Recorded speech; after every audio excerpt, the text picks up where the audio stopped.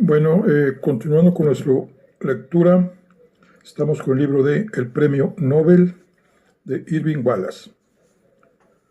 Continuamos. El doctor Hans Eckarts abandonó el taxi y, con su rígido paso militar, se aproximó a la diminuta figura adornada por una perilla que había acudido a su cita en la esquina de la calle. Karls, dijo Eckarts. Karls Adolfo Kranz giró en redondo y, sin molestarse en estrechar la mano enguantada de Eckarts, como mandaba la etiqueta, lo agarró por el brazo y lo metió en el quicio de una puerta. «Entra aquí», dijo Kranz, con tono de apremio. Molesto, Eckarts accedió a la estúpida y melodrámica orden del sueco, permitiendo que éste lo empujase al interior abierto de una entrada honditori. «¿Se puede saber qué te pasa, Karls?» Pero Kranz atisbaba a tres figuras que se alejaban: un hombre rechoncho, un hombre alto y una joven, que caminaban por la acera opuesta. «God says Dank», murmuró por último. «No nos han visto juntos».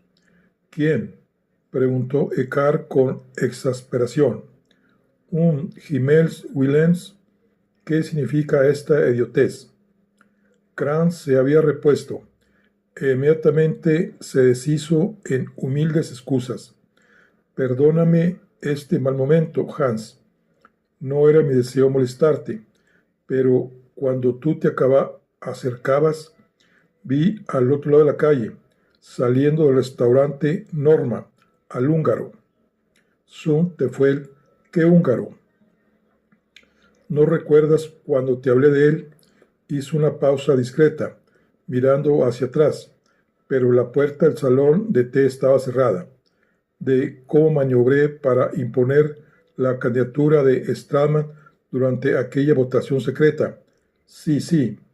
Te hablé entonces de un payaso húngaro que se las da de espía, aunque en realidad es un detective que tiene muy buenas relaciones entre la prensa, y de cómo contraté sus servicios para que me informase sobre los candidatos de física rivales de Stratmann. ¿No te acuerdas?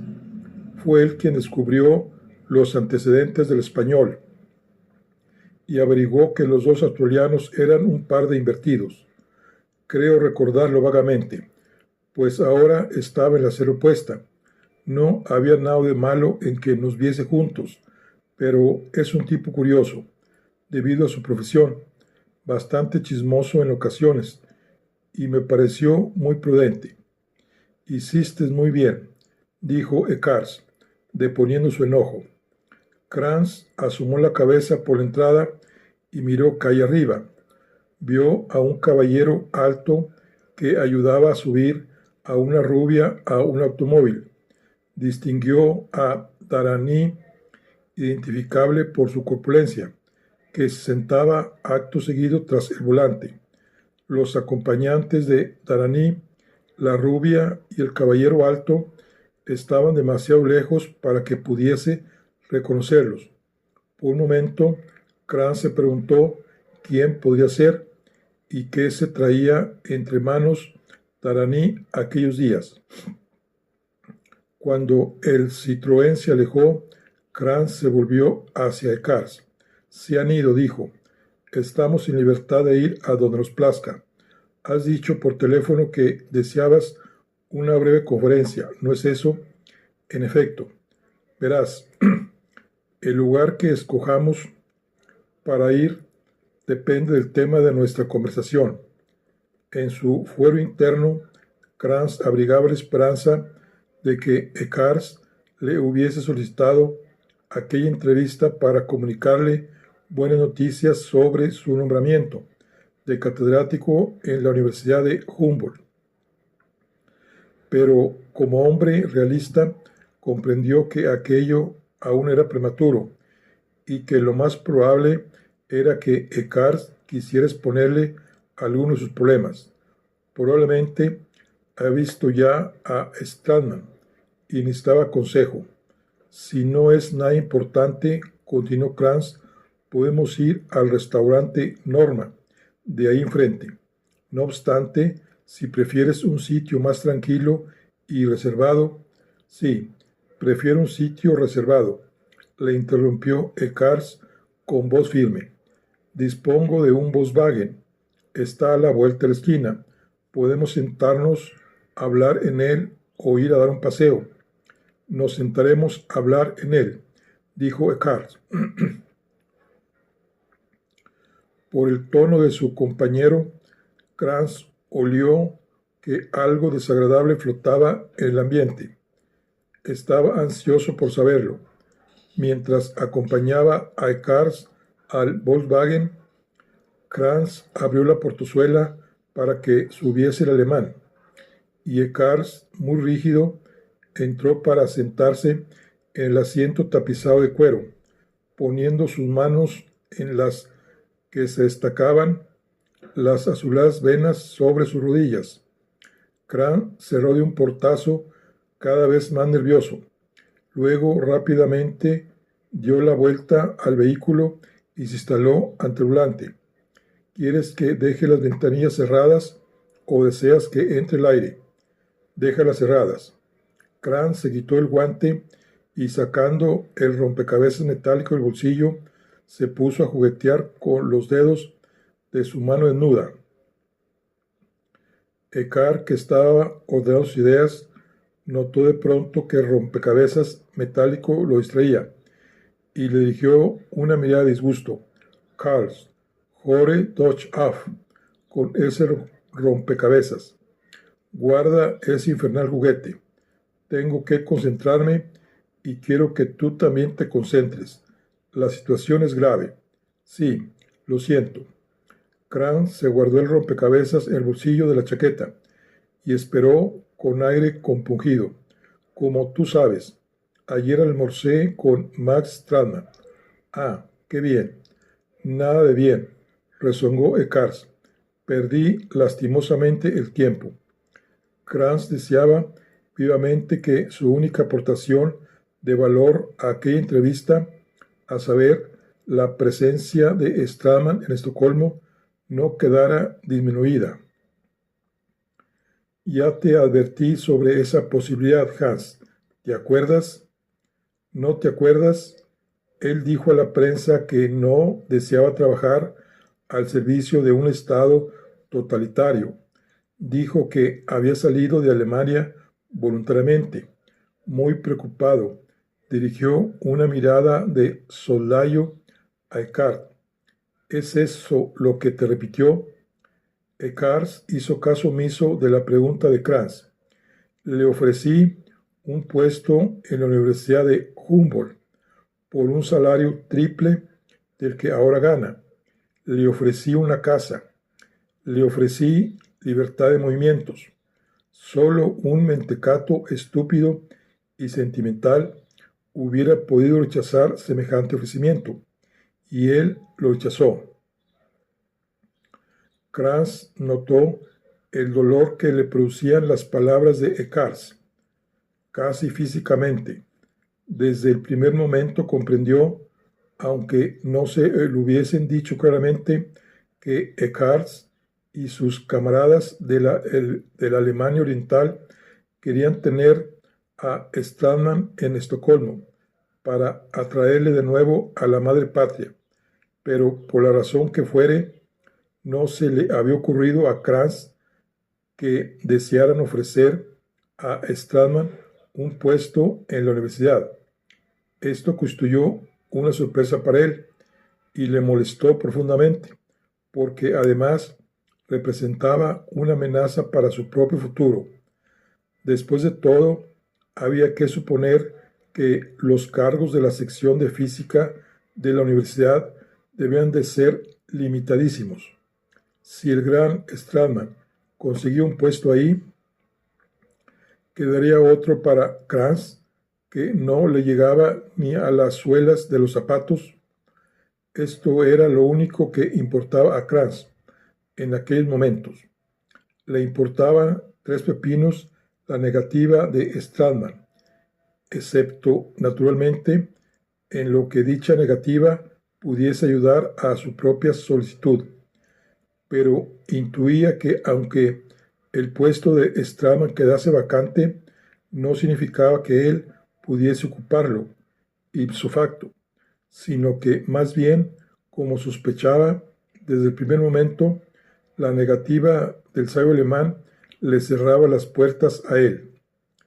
En cuanto al hecho de que Stratman hubiese dado un chasco a Eckars, no le importaba en absoluto. Kranz era sueco, germanófilo, pero en el fondo sueco, y como neutral se lavaba las manos en aquel asunto. Lo único que le importaba era él y su porvenir. ¿Qué era lo más ventajoso para él? Eckars le había expuesto sin rechazo, sin rebozo, sus sentimientos, y el ladino Kranz comprendió que debía mostrarse de acuerdo con su protector. Estoy tan sorprendido como tú, dijo. ¿Cómo es posible que haya hombres de ciencia capaces de rechazar un ofrecimiento tan magnífico? Hay quien se cava su propia tumba, musitó Eckars como hablando consigo mismo. Yo siempre pensé que fueron demasiado lejos en lo que concierne a la liquidación de elementos indeseables. La depuración tenía que haberse hecho con más cuidado, pensando en el futuro.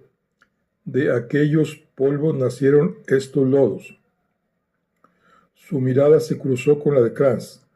Stratman no está dispuesto a perdonar a Alemania la muerte de su cuñada y a Rusia la muerte de su hermano.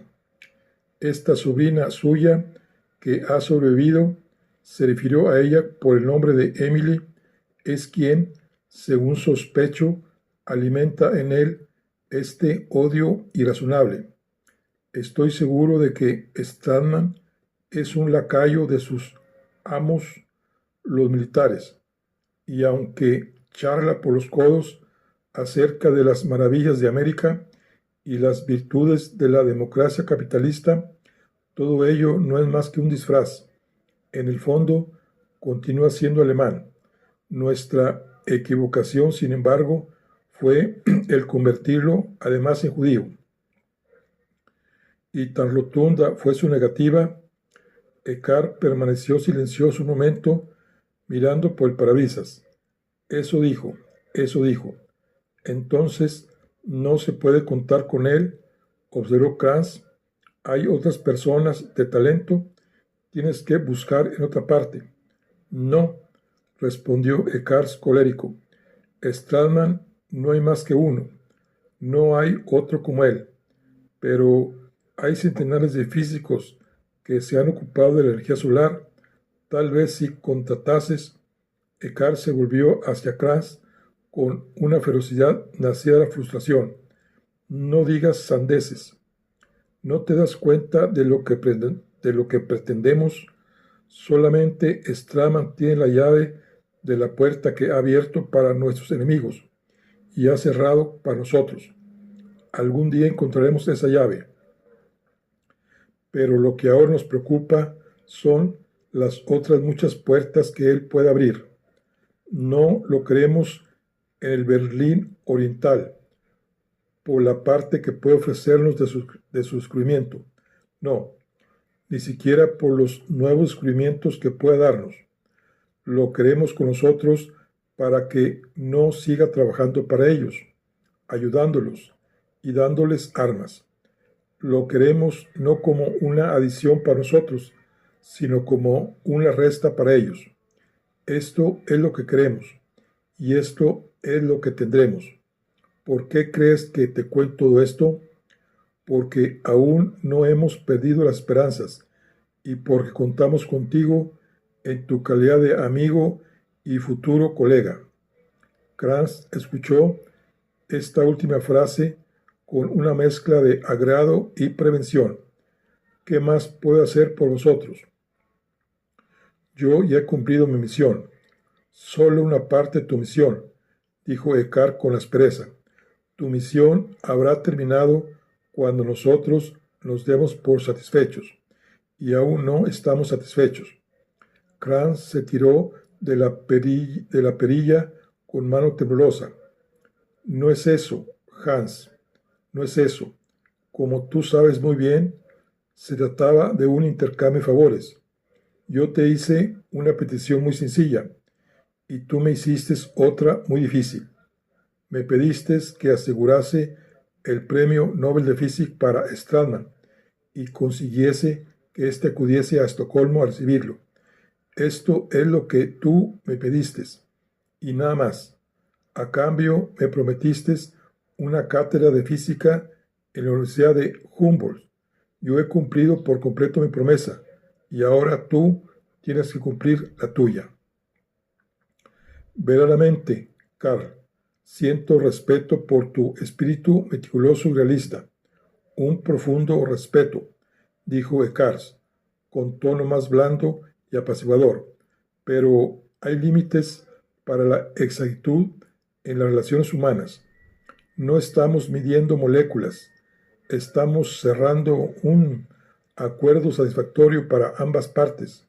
Sí, en efecto, tú has traído a Stradman aquí. Nadie te regateará jamás este mérito, pero mientras continúe aquí y no acceda a los deseos, continuará estando sujeto a discusión. Hasta cierto punto podríamos decir que la mercancía aún no ha sido entregada. Lo ha sido, Hans. Él está aquí. De paso, ¿a qué se debe tu resistencia, Carl? Ni siquiera sabes lo que deseo de ti.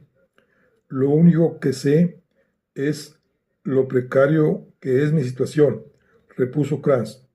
No puedo ir humanamente más lejos como miembro del Comité Nobel. ¿Qué más puedes desear de mí? Un pequeño favor, una cosa puramente rutinaria y nada más. Si yo me hallase en situación de hacerlo, no te lo pediría, pero yo soy forastero. En cambio, tú aún no lo eres. Una tarea que para mí resulta formidable y para ti es cosa fácil. Y te prometo esto, Carl. En cuanto accedas a terminar el trabajo que has iniciado, en cuanto lo termines, antes de separarnos y de que yo me vaya de Estocolmo, te ofreceré el contrato para la cátedra de Humboldt y el visado de residencia en el Berlín Oriental. Ahora, ¿qué dice a eso? Krantz comprendió que era inútil discutir. Tenía que seguir adelante o renunciar a sus sueños para el futuro. Bien, se dijo, todo depende de lo que pidan de mí. Y añadió en voz baja, exactamente, ¿qué deseas que haga? Durante toda la tarde y la noche de ayer le di vueltas al problema, dijo Ekars. En realidad, este consiste en encontrar algo que constituya un mayor aliciente para Stradman. ¿Qué podemos ofrecerle que él no puede rechazar? Esta es la forma científica y civilizada de enfocar el problema. Pero para hacerle la oferta adecuada, me dije, tengo que saber más sobre el hombre y sus necesidades. ¿Qué quiere? ¿Qué desea? ¿A cambio de qué estaré dispuesto a cambiar de amo?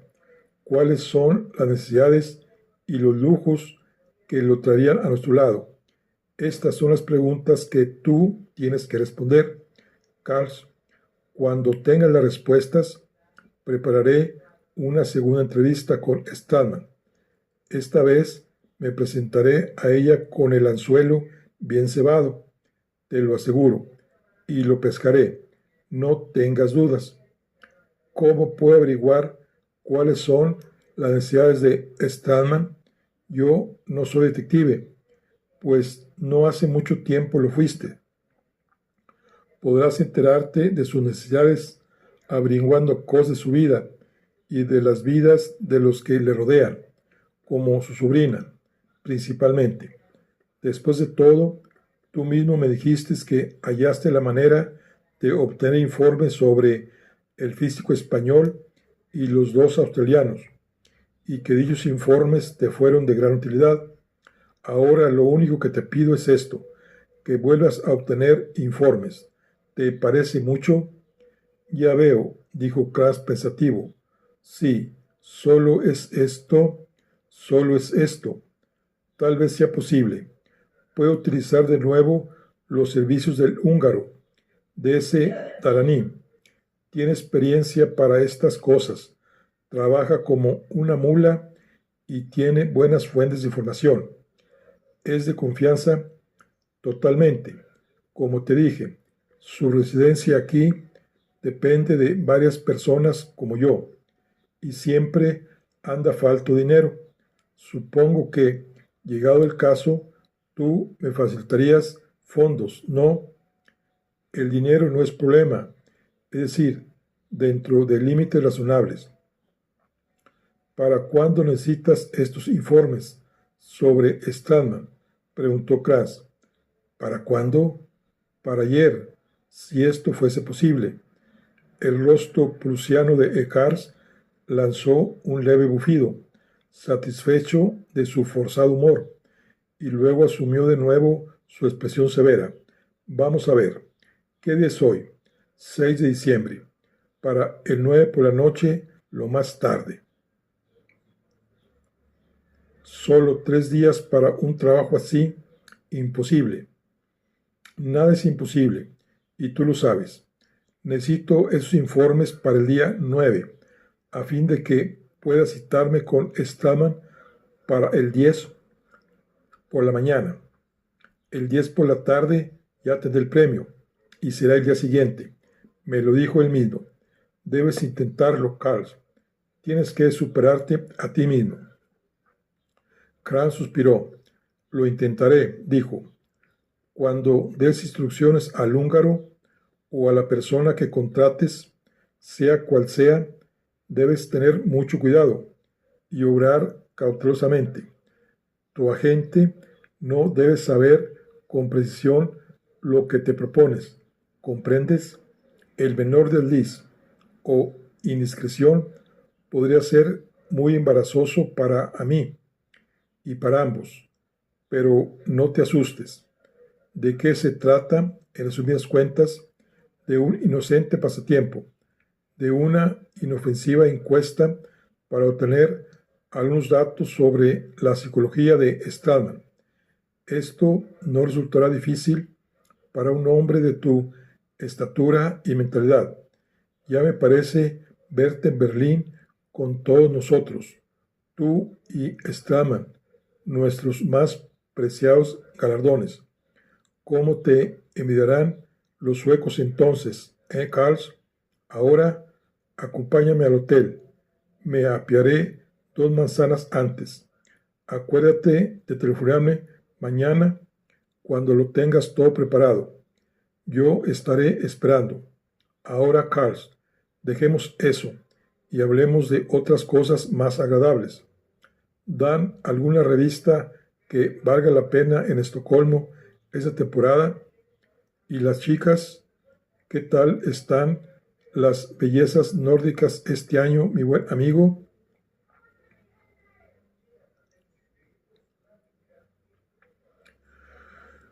La invitación con letras en relieve, impresa sobre carísimo papel de hilo, fue recibida por 20 personas.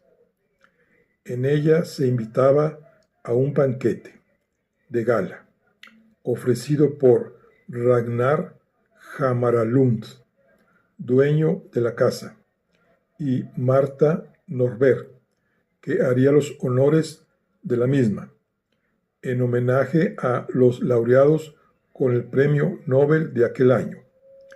La hora era las 7 de la tarde del 6 de diciembre. El traje era smoking para los caballeros y traje de noche para las señoras. Luego figuraban las iniciales OSA, On, Sbar, Anahales, que significaban tengan la bondad de contestar. Al pie de la invitación figuraba, por último, el número del teléfono particular de Jamaralund. Si bien los 20 invitados respondieron afirmativamente, unas horas antes de la cena pareció que la lista iba a quedar reducida a 19.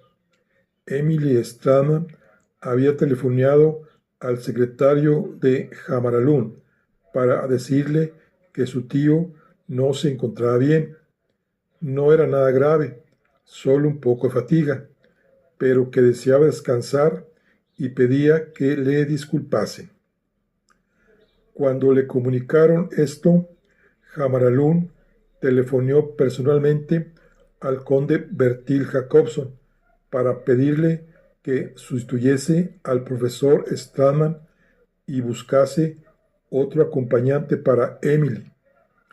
Jacobson accedió con mucho gusto a ello, y Jamaralund, satisfecho, supo que el número de invitados volvía a ser de 20.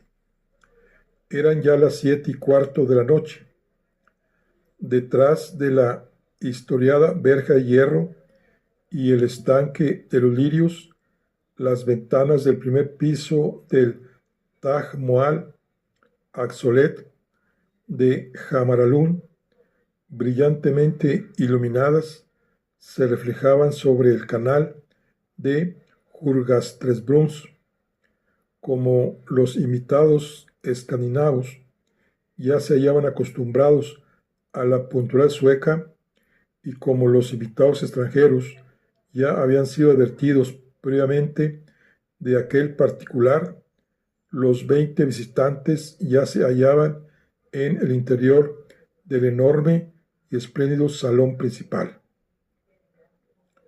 Los últimos invitados acababan de atravesar la arcada que daba acceso al salón. Este grupo estaba formado por Jacobson, Emily Stradman, Andrew Cray y Lea Decker. El anfitrión y Marta Norbert estaban de pie junto a la entrada para saludar con un cordial apretón de manos a los recién llegados. Ragnar Jamaralund, vestido con un impecable traje de etiqueta que llevaba el sello de Bond Street, parecía más desprovisto de facciones que nunca. Apenas podía distinguirse su cara blanca y lampiña, por lo que su persona parecía el resultado de un cruce entre el jinete sin cabeza y el hombre invisible. A su lado, en su papel de señora de la casa para aquella noche, papel que ella desempeñaba con frecuencia, se encontraba la legendaria Marta Norbert. Mientras esperaban que les llegase el turno de saludar a sus anfitriones, Lea susurró al oído de Cray, con la voz trémula propia de una admiradora: «Oh, está igual que en las películas». A decir verdad, Marta Norbert estaba tal como había aparecido en millares de carteles, portadas de revistas y anuncios de funciones teatrales y de películas.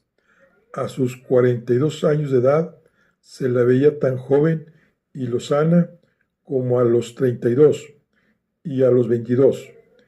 Era el producto perfectamente conservado de los más costosos salones de belleza internacionales.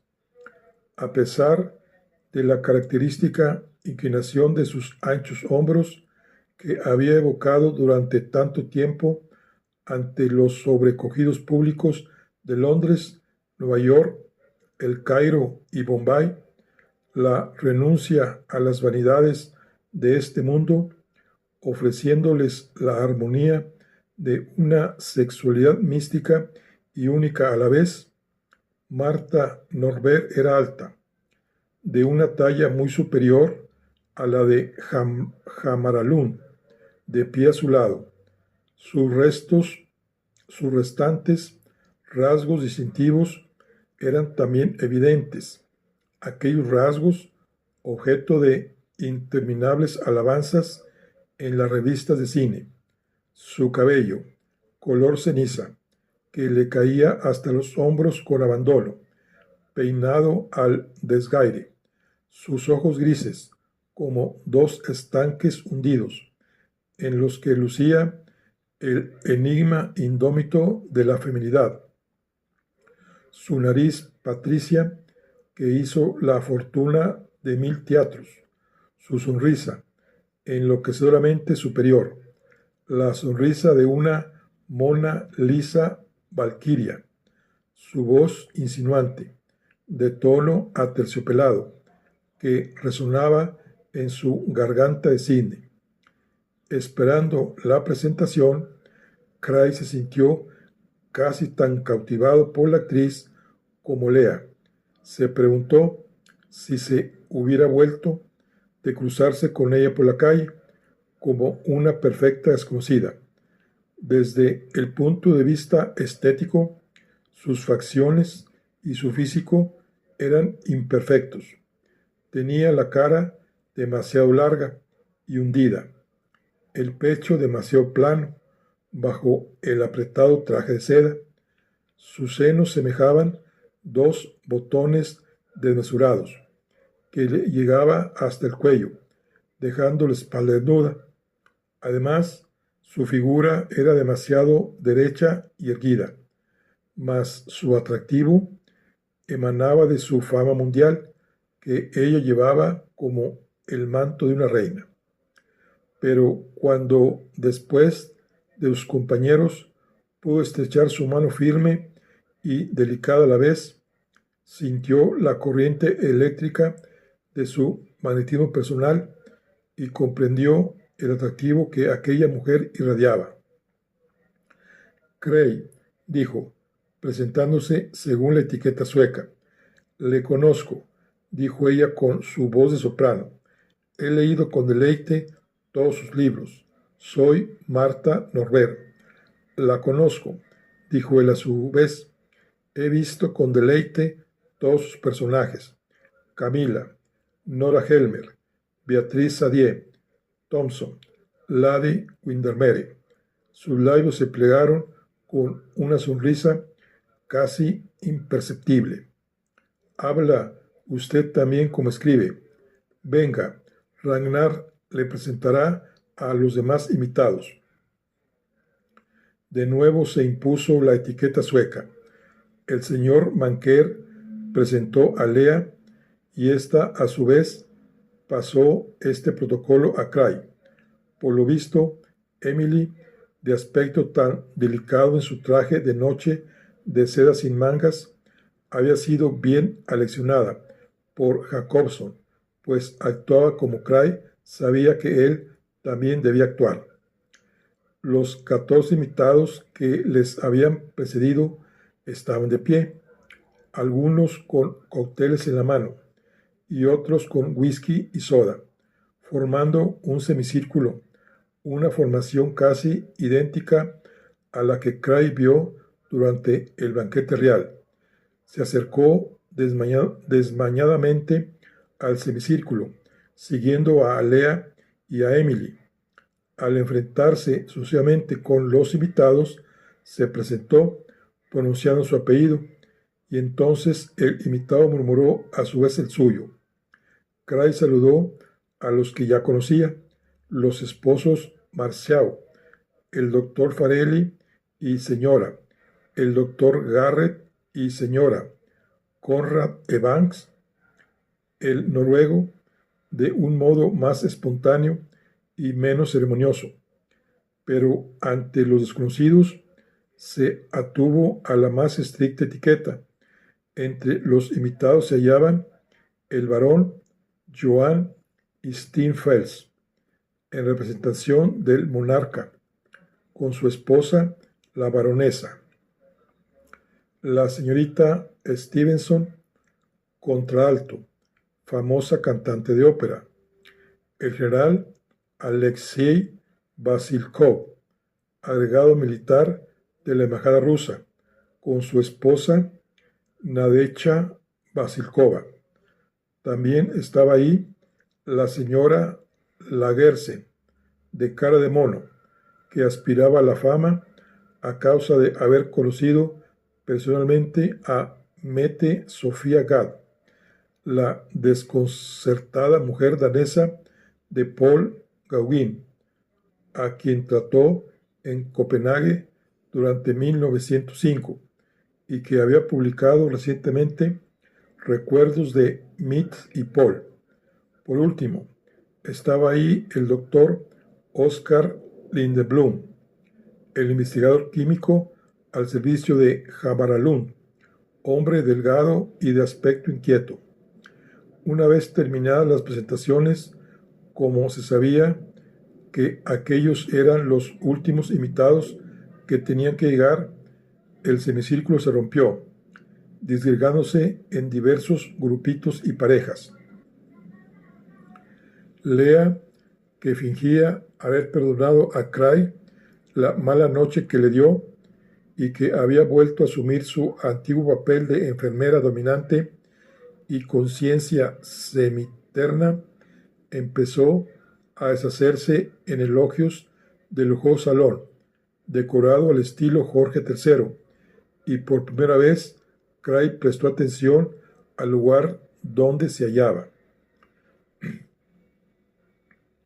La gran sala, con las paredes cubiertas de entrepaños de madera que iban del suelo al techo, y cada uno de los cuales estaba adornado por grabados del siglo XVIII, mostraba en uno de sus lados una enorme chimenea de mármol de Carrara.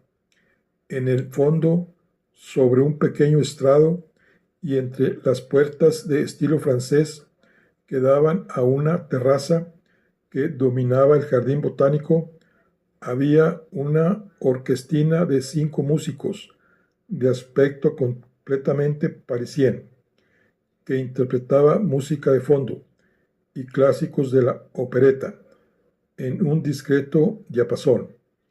Una diminuta chanteuse francesa de talla de avispa y atractivamente anémica, toda ella gesticulación, se puso a cantar, acompañada por la orquesta, con tono reservado y nostálgico. Junto a la pared opuesta había 2 aparadores de caoba, estilo Chippendale, de patas labradas. Sobre uno de ellos había un pavo real tallado en hielo y rodeado de orquídeas de invernadero, con un arco gris de smorgasbord, arenque salado en escabeche, rodajas de salmón, mariscos, albóndigas de ternera, espárragos de Holland, pastelillos de carne picada, patatas hervidas, bizcochos de centeno y pan de azafrán, pechuga ahumada de pavo y toda clase de quesos, servido por 2 lozanas muchachas suecas que llevaban delantales holandeses. En el segundo aparador había vasos y botellas, y 2 camareros de uniforme rojo y negro se cuidaban de escanciar las bebidas. Por la sala circulaba el mayordomo de librea de Jamaralund, que respondía al nombre de Mota, y era un anciano suizo con cara de San Bernardo, embriagado. Mota sostenía en sus manos una gran bandeja de entremeses calientes, al estilo americano, siguiendo un mayordomo con platos y servilletas, muy atilada con su almidonado vestido, caminaba una doncella finlandesa. Lea quedó separada de Cray por Sarale, la esposa de Garrett, que se sentía más segura en compañía de su compatriota, y ambas se pusieron a hablar animadamente de las compras que habían realizado en Suecia. Con un suspiro de alivio, Cray se apartó en busca de Emily. No la había visto en todo el día. Cuando Delaunay lo dejó en el hotel, trató de llamarla, pero le dijeron que había salido con su tío. Cuando se dirigieron en coche a la residencia principesca de Jamaralún, Jacobson y Lea llevaron la voz cantante, y Cray apenas pudo dirigir alguna que otra sonrisa a Emily. A la sazón le dominaba una verdadera impaciencia por hablar con ella. Por último la vio. Iba del brazo de Jacobson, el cual la había conducido a un grupo del que formaban parte el barón Cienfils y su esposa la baronesa, la señora Lagersen y los Farelli. Cray comprendió que de momento no podría llevársela consigo.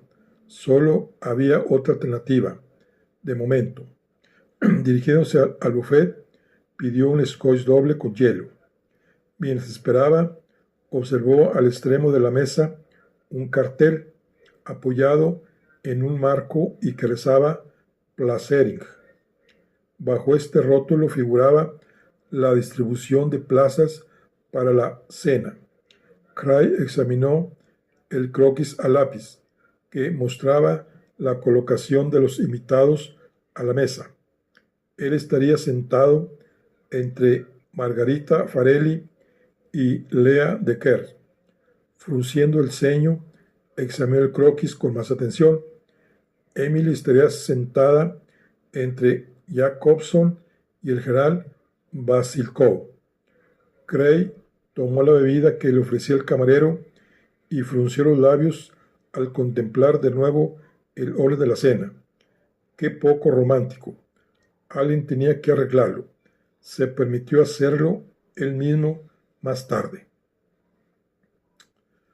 Por un momento, acompañado de Lindblom y Martha Norbert, el anfitrión se apartó de sus invitados para contemplar la sala.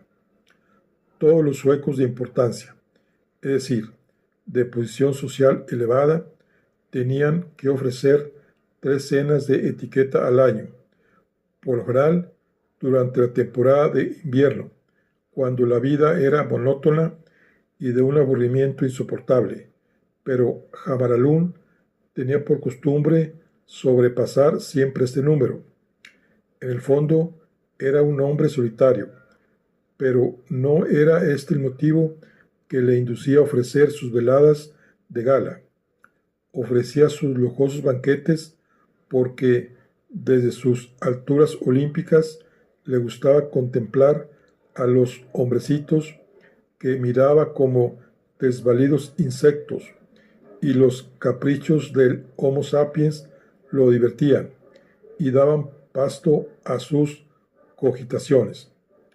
Aquella era la 9ª cena etiqueta que Jamaralún ofrecía aquel año, pero solamente la 3ª vez en su vida que había invitado a laureados con el premio Nobel.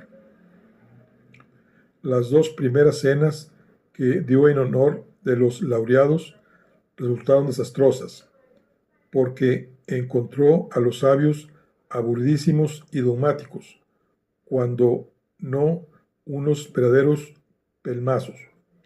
Había jurado no celebrar otro banquete Nobel, escogiendo únicamente sus invitados entre las personas cuya compañía le resultaba más grata, industriales, con los que se entendía las 1000 maravillas, hablando de las piraterías realizadas, y gente de teatro y otros histriones, aturdidos y locos.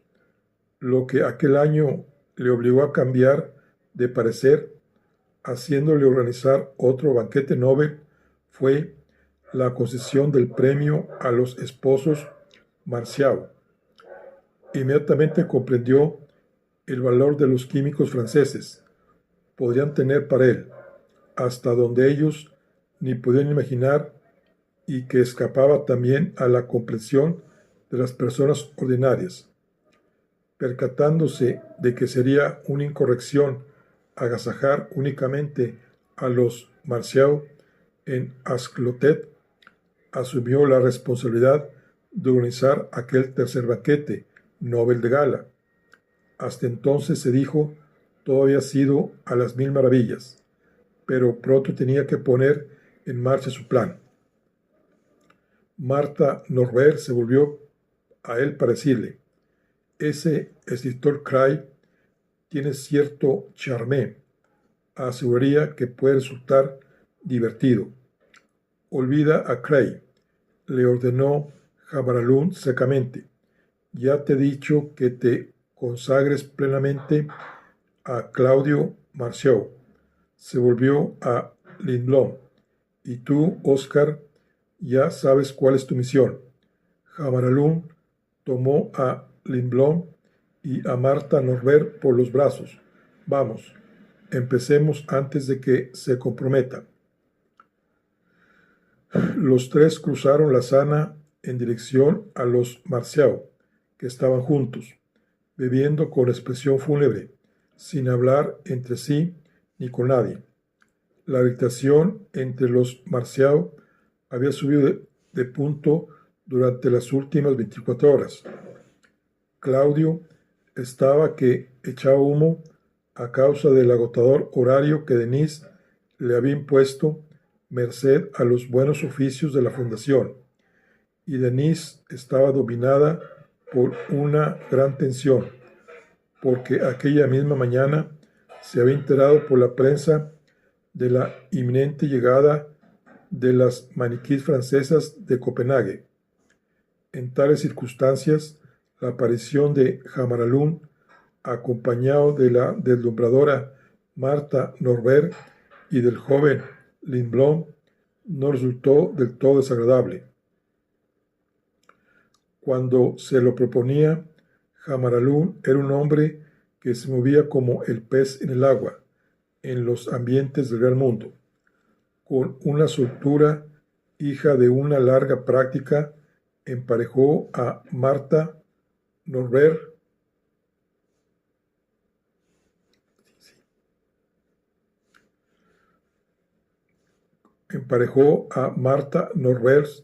con Claudio Marceau, dirigiéndolos al buffet para que ahí le sirviesen un cóctel a Martha. Aliviado al verse libre de la vigilancia y del furor de su esposa, y ciertamente impresionado por las atenciones de que le hacía objeto la famosa estrella, Claudio se alejó, más que contento y agradecido, a Jamaralún. Cuando Denise se quedó con Jamaralún y su delgado y juvenil empleado, cuyo nombre no podía recordar, decidió de lo perdido sacar partido.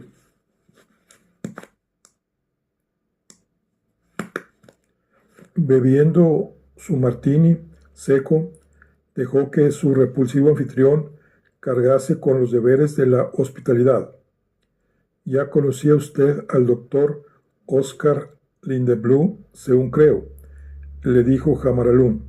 Sí, ahora ya me acuerdo, dijo Denise. Fue el joven que se sonrojó cuando anoche nos presentaron. Habiendo conseguido identificar nuevamente a Lindblom, Denise lo examinó de una manera objetiva, de pie junto a su patrono. Lindblom y Jamaralún eran polos opuestos en lo físico. Uno era un ectomorfo y el otro un endomorfo, pero parecían hacer juego, a causa de una característica que ambos compartían. Ambos eran extraordinariamente descoloridos. Si Jamaralún parecía un montón de pasta, Lindblom recordaba por su aspecto a una de esas figuras humanas cuya silueta aparece en los libros de dibujos infantiles y que hay que colorear comparándola con el modelo. A excepción de su mata de pelo castaño oscuro y las ojeras de insomnio que exhibía bajo sus ojos grises, las regulares facciones nórdicas de Lindblom, flacas pero bellas, estaban esfumadas por una personalidad tímida e introvertida. Inmediatamente Denis se dio cuenta de que las pálidas facciones de Lindblom se teñían de rubor. Toma, se dijo, le acusé de ruborizarse y ahora se ruboriza de nuevo. El joven quiso decir una frase galante, tartamudeó y por último dijo, no todos los días, doctora Marcial, se puede conocer a un genio de la propia especialidad, al que hemos convertido nuestro ídolo. Denis inclinó la cabeza. Gracias, doctor Lindblom. Observó la reacción complacida de Jamaralún. Seguramente no tiene usted la mano muy firme con él, Mr. Jamaralún. Cuando un químico tiene tiempo de aprenderse delicados cumplidos, quiere decir que no se ocupa lo suficiente de sus tubos de ensayo y de sus ratones. Muy bien, dijo Jamaralún. Eso quiere decir que se acuerde usted de que yo le presenté al doctor Lindblom como jefe de mi laboratorio particular. Sí, lo recuerdo muy bien. Y no recuerda también que le dije que es uno de los químicos más prometedores de Escandinavia. Recuerde lo que le digo. Un día obtendrá el premio Nobel como su esposo y como usted. Lindblom se sonrojó de nuevo y su corbata de pajarita bailoteó nerviosamente sobre su prominente nuez. Mr. Jamaralún, la verdad Jamaralún apartó su protesta con un ademán, como si espantara a un mosquito. Continuó dirigiéndose a Denis con expresión intensa. Está usted muy equivocada al pensar que no se ocupa de sus tubos de ensayo y ratones. Se consagra en cuerpo y alma a sus experimentos. Está a punto de realizar un hallazgo importantísimo en el terreno de los alimentos sintéticos. Pero precisamente ahora, hace muy poco, parece que se ha atascado. Es triste, pero es algo que sucede con frecuencia, dijo Denis a Lindblom con un ferviente desinterés. Confío mucho en que le hable de su trabajo, dijo Jamaralún con energía. Sé que él lo desea, y en el terreno de la galantería lo encontrará usted encantador. Miró hacia otro lado, como tenía planeado. Veo que el general Basilkov me busca. Discúlpenme un momento, por favor. Disfruten en su mutua compañía. Jamaralún abandonó con presteza a Denis y Lindblom y los había injertado. Confiaba en que el injerto prosperase. Denis vio alejarse a su anfitrión con una expresión de alivio que no trató de ocultar, pero lo que había quedado era igualmente aburrido. Examinó al hombre pajizo que tenía a su lado, aquel sueco bobalicón, aquel simple aficionado, y se preguntó cuándo podría darle el quite con elegancia. Debe disculpar a Mr. Jamaralún, le dijo de pronto Lindblom, con tono algo mortificado, mientras su corbata de pajarita daba saltos. Todo cuanto tiene es de lo mejor y se permite estas expresiones de entusiasmo a sus empleados, a los que considera también inmejorables. ¿De qué está usted hablando?, preguntó Denis agriamente. Me refiero a esa predicción que ha hecho de que algún día yo ganaré el premio Nobel como usted y su marido. Yo no puedo permitirme semejante idea, ni dejar que usted crea que yo me considero un igual de dos grandes laureados como ustedes. Yo apenas soy algo más que un principiante, un estudiante casi, comparado con su genio. Me resulta muy embarazoso que se mencione mi nombre junto al de ustedes dos. Por eso le pido que disculpe la exageración de Mr. Jamaralún.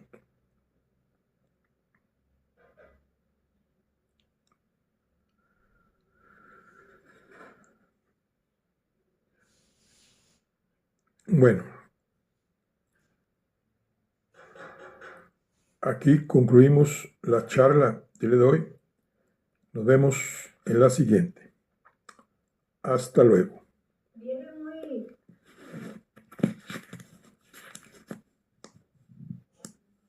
Bueno, aquí concluimos la charla de Le doy. Nos vemos en la siguiente. Hasta luego.